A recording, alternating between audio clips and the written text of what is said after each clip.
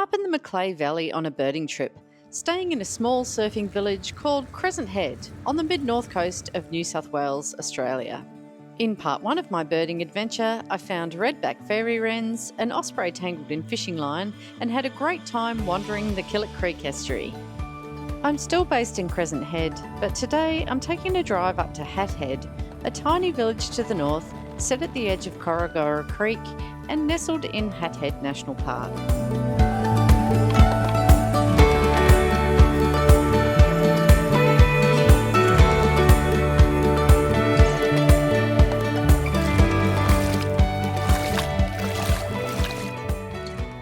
Before we venture to Hat Head, I just want to tell you about what happened when I was here in Crescent Head last, in the spring of 2023. It was pretty hot and windy like it is now, and next thing I got a bunch of alerts from the fire service app that I have on my phone, and there was rumours around town that it was an arsonist that had lit several fires in the region. Thank goodness for the RFS, because the fires were put out pretty promptly, except for one major one that was in the Belmore River Hat Head area, and we could see that across the bay, and everyone was on the foreshore watching the fire burn in the distance. It was still burning when I left Crescent Head a couple of days later. No homes were lost, but about 3,000 hectares of bushland were burnt out. The reason this is relevant is because as I'm driving into Hat Head, I see something unusual, and I've seen it before.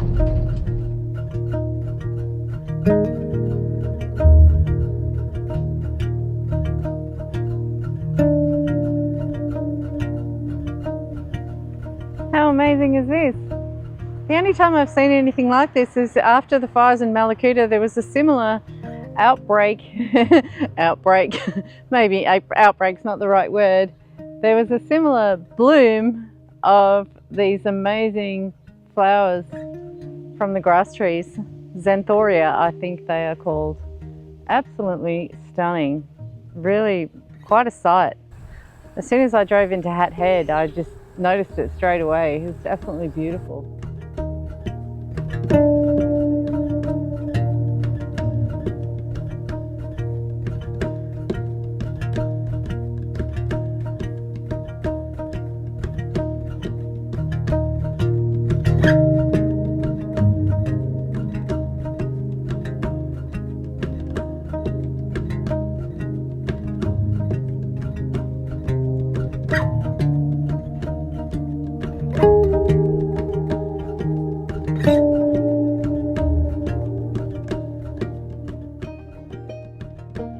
One thing I'm a bit surprised by is there isn't any birds feeding on the flowers, but maybe there was, and the flowers are a bit past their prime now.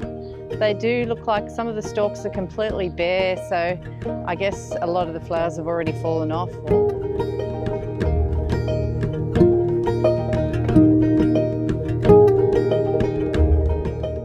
And here's another little surprise. It's really wet underfoot, and there's all these beautiful sundew plants, carnivorous plants. There's so much new growth and flowers. The fire has had just such a rejuvenating effect.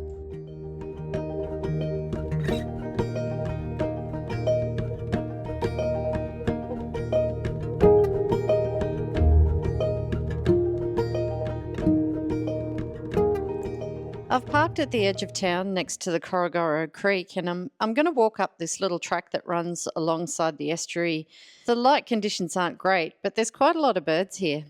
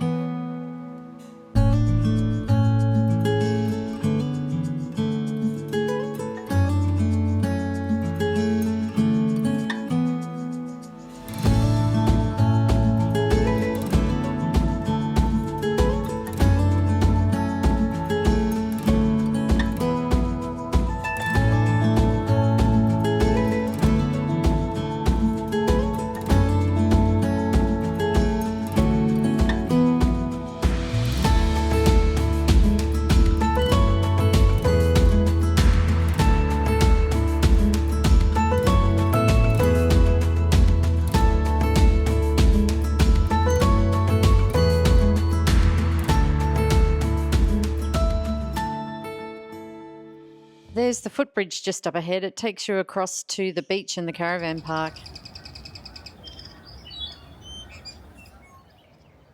It's so beautiful here, and I've been told that the snorkeling is amazing as well.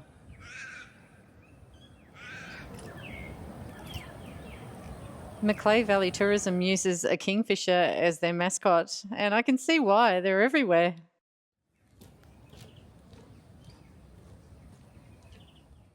There's a really nice loop walk that takes you out around the headland. It's got spectacular views, but it's a bit too windy for me today.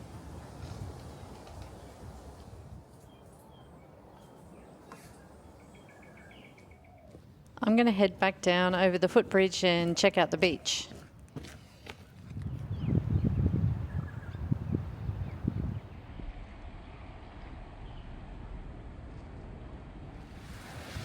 Hat Head is absolutely gorgeous. I could stay here all day, but it's getting pretty hot and I better get back and check on Morty. There's lots of birds in the shade of the caravan park trees. I'll snap a couple on my way back.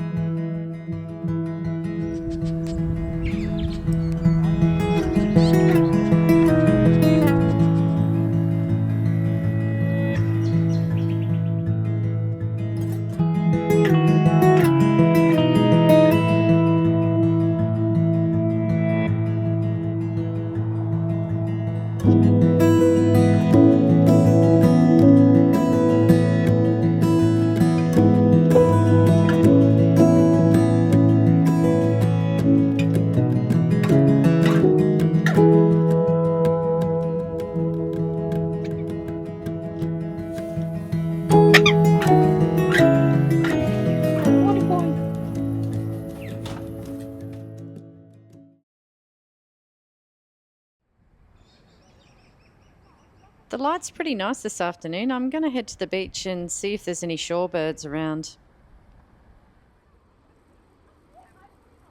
You would not believe it. Look what I've just found in the middle of a busy caravan park. I must have walked under this tree 20 or 30 times. You've got to hand it to tawny frogmouths. It's impressive camouflage. We've got 2 parents and a juvenile here. It's not much of a nest, I have to say. It looks like the equivalent of a thin futon.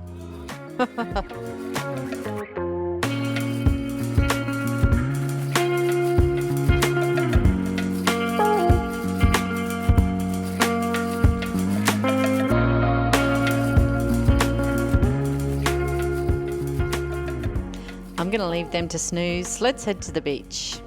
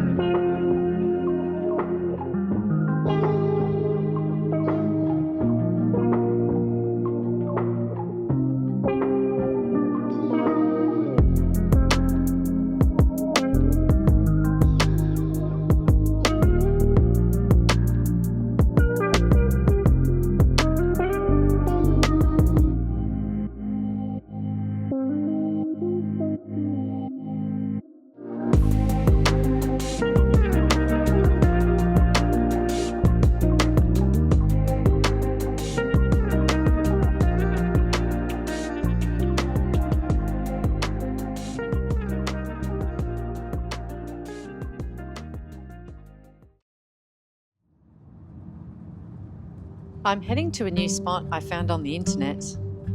It's near Jerseyville, about a 35-minute drive from Crescent.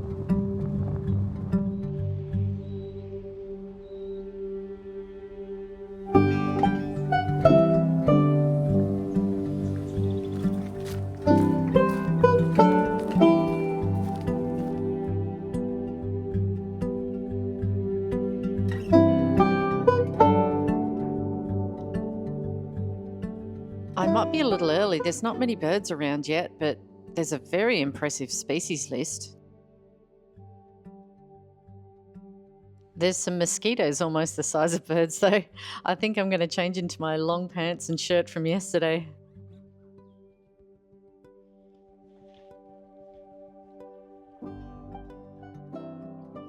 No teals on the teal lagoon. One Pacific black duck. I'll walk around to the salt marsh.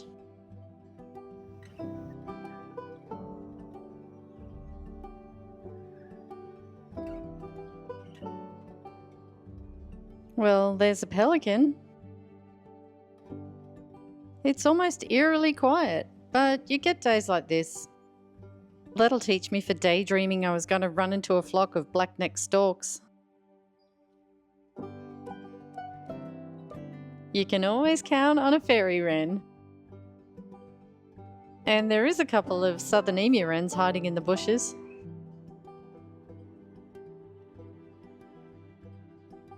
Eastern yellow robin, better than nothing.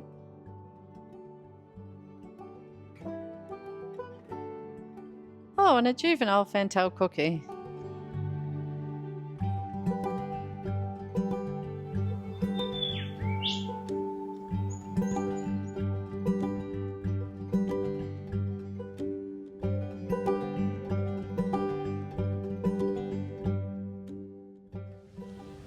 I can see this would be a fantastic spot on the right day, but that's just not today, unfortunately.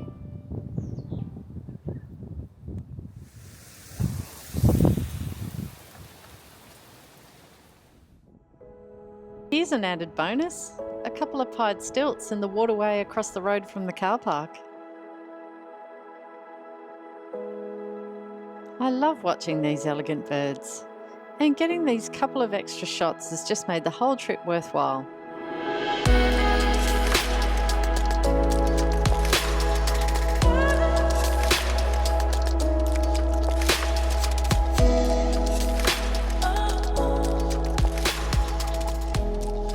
And that's my cue to leave as well. It's a bit hot and windy, but I want to check out a spot where I saw a lot of rainbow bee-eaters near Crescent Head.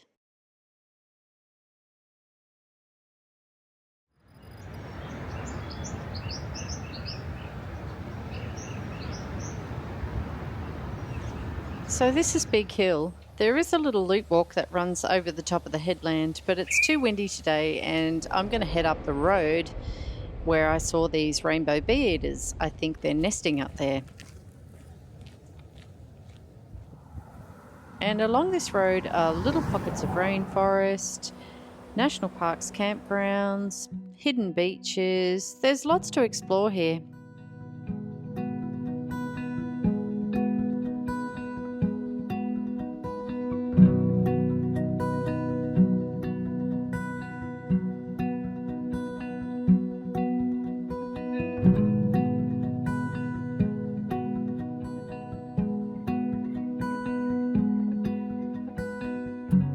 And here, right next to the road, is a rainbow bee-eater nest. They nest in a tunnel up to 1 metre long with a chamber at the end. I noticed them driving past the other day, sitting on the fence and then diving down into the ground. They're quite common really, but they're not in the area that I'm from on the Sapphire Coast, and they're surely one of our most beautiful birds.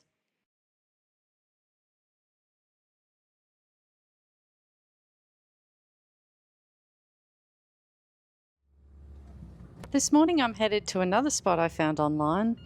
It's in a rural area about 20 minutes drive from Crescent Head. And I think this is it. Well, I'm here at the Belmore River Swamp. It's really just a roadside stop, There's not any way to get out into the swamp. There's a big deep ditch in between the road and the birds, so it's not going to be easy to get a shot because I can't get very close. But I can see a pied heron, and there's certainly lots of water birds. I'd love to see a black-necked stork, but I think I'm dreaming. But we'll see what I can do here. There's sort of water on both sides of the road, and there's definitely lots of birds. I think on a hot day it'd be really, really good. It's pretty gloomy though. This isn't going to be easy.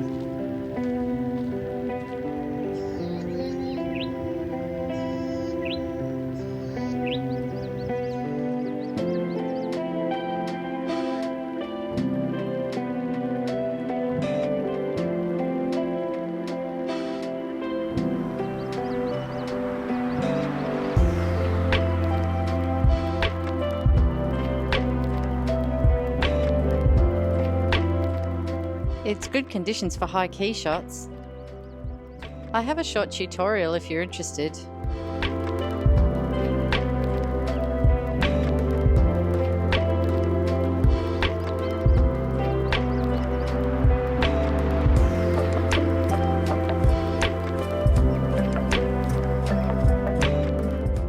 Small in frame is another technique for these tricky situations.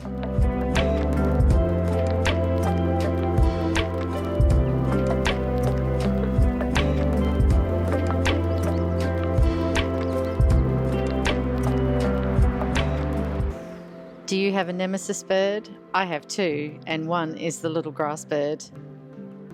And again, I can't get a clean shot.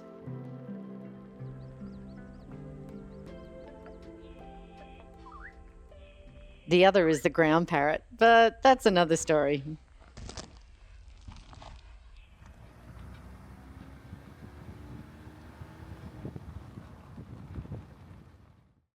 I wanted to give you an update on the osprey that I found with fishing line tangled around his legs. I've been in contact with my friend from Crescent Head, and he has not seen the fishing line on the bird. He has seen the ospreys flying around, and we can't be 100% sure, but it looks like he has freed himself from the line, so that's great news.